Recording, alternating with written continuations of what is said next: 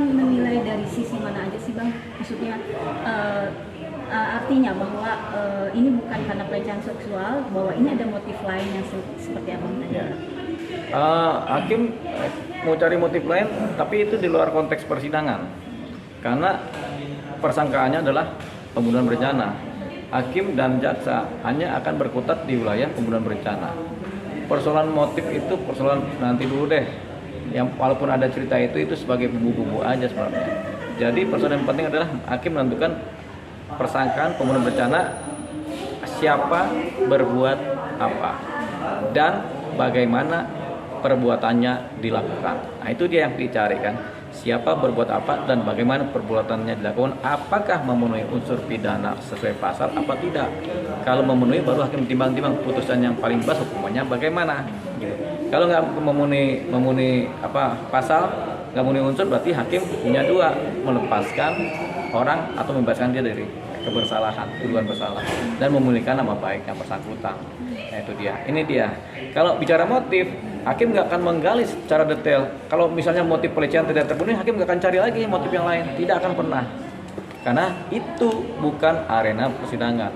Motif itu kan yang bawa adalah pihak tersangka dan pembelanya, ya kan. Sementara si hakim dan persidangan tidak berkutat di masalah motif, karena motif bisa macam-macam. Orang membunuh itu kadang-kadang motifnya disampaikan benar, kadang-kadang dia juga tidak sampaikan benar orang membunuh. Misalnya kita sebenarnya membunuh karena kita pengen perkosa.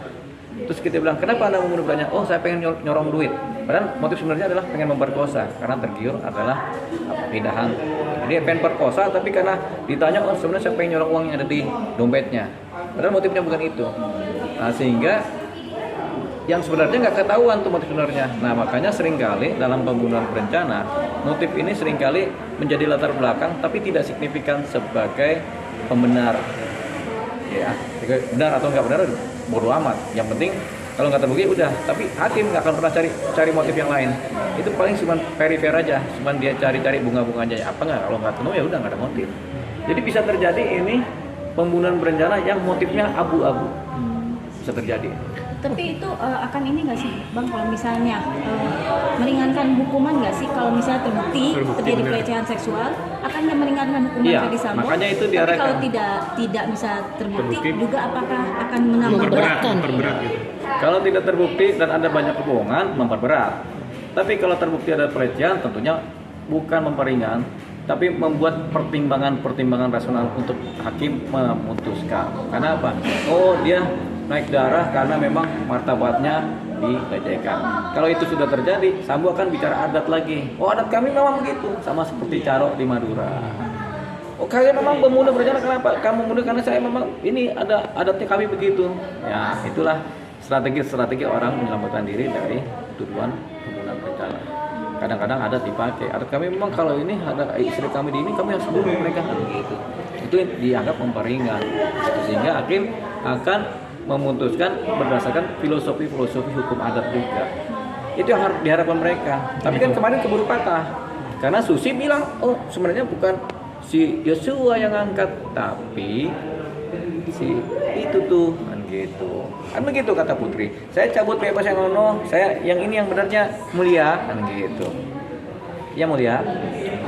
Berarti kan dengan ibaratnya kayak kemarin Susi ada ibaratnya dikatakan kutip ada bohong lah gitu, terus juga banyak juga saksi yang ada nggak ibaratnya relevan dengan yang cerita, berarti kan udah ibaratnya ada gimana gitu. Iya, ada gimana gitu. Gitu. Pokoknya ada gimana gitu, mulia.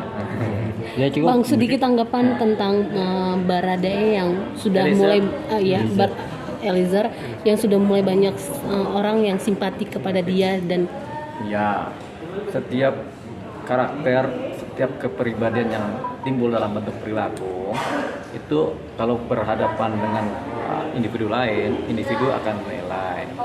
Simpati, empati, antipati, benci itu adalah hasil daripada perilaku dari misalnya berhadapan dengan lain itu. Nah, Eliezer menunjukkan perilaku-perilaku yang memberikan dampak dia disimpatikan oleh banyak orang. Tapi begini, simpati boleh saja, tapi simpati juga harus punya adab-adab yang pas. Jangan juga terlalu simpati sampai simpati buta. Ya simpati karena dia sudah mengaku jujur, menyatakan tidak bersalah, menyatakan bersalah, kemudian bertobat, sudah minta maaf, itu kan bukan simpati. Cuman rasional juga bahwasanya dia sebenarnya adalah salah satu pelaku pembunuh berencana. Dia juga orang yang termasuk membunuh nyawa orang dan dia memang tetap harus dihukum. Begitu. Kalau dia nggak dihukum, dia lepas malah berbahaya. Nanti semua orang akan jadi justice kolaborator, bilang saya diperintah, saya minta maaf, saya nangis-nangis. Percaya deh, hampir semua orang yang melakukan pembunuhan berencana ketika dihadapkan dengan keluarga yang dibunuh, dia akan minta maaf. Gitu, minta maaf bu, ya. Soalnya kalau nggak minta maaf digebukin di luar, gitu kan. Jadi tidak ada alasan akhirnya atas perintah atasan. Iya, karena perintah itu kan ada perintah yang layak dan ada perintah yang tidak layak. Apalagi dalam kepolisian itu ada aturan-aturan hukum di mana polisi bawah boleh membantah atau tidak menuruti perintah atasannya yang patut diduga perintah atasan itu melanggar hukum. Polisi boleh membantah itu udah ada aturannya. Jadi mereka udah tertanam untuk melanggar tidak boleh juga mengikuti semua perintah. Kalau perintahnya logis, masuk akal, kepentingannya hukum ya dijalankan. Tapi kalau kepentingannya melanggar hukum harusnya mereka berpikir 2 kali untuk melakukannya.